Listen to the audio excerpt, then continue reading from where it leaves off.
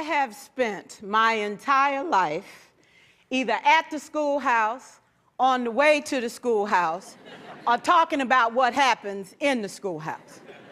Both my parents were educators. My maternal grandparents were educators.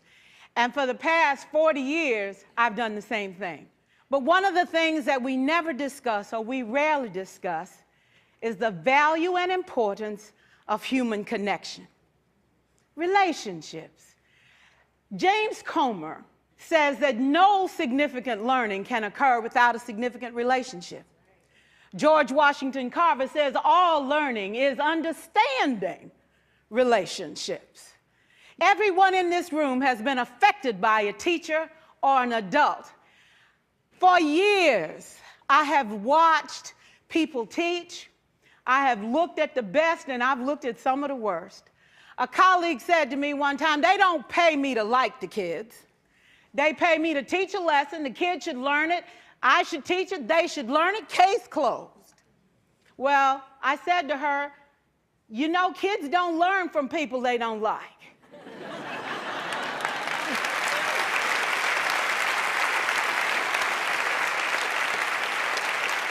She said, that's just a bunch of hooey. And I said to her, well, your year is going to be long and arduous, dear.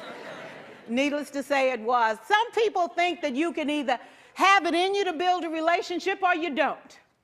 I think Stephen Covey had the right idea. He said you ought to just throw in a few simple things, like seeking first to understand as opposed to being understood.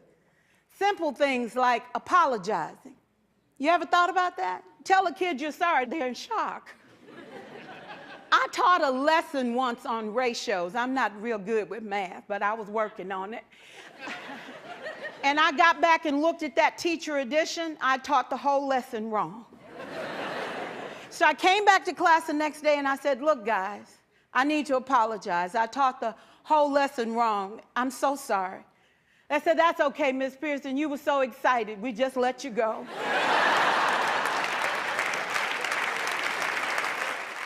For years, I watched my mother take the time at recess to review, go on home visits in the afternoon, buy combs and brushes and peanut butter and crackers to put in her desk drawer for kids that needed to eat, and a washcloth and some soap for the kids who didn't smell so good. See, it's hard to teach kids who stink. And kids can be cruel. And so she kept those things in her desk, and years later, after she retired, I watched some of those same kids come through and say to her, you know, Miss Walker, you made a difference in my life. You made it work for me. You made me feel like I was somebody when I knew at the bottom I wasn't. And I want you to just see what I've become. And when my mama died 2 years ago at 92, there were so many former students at her funeral.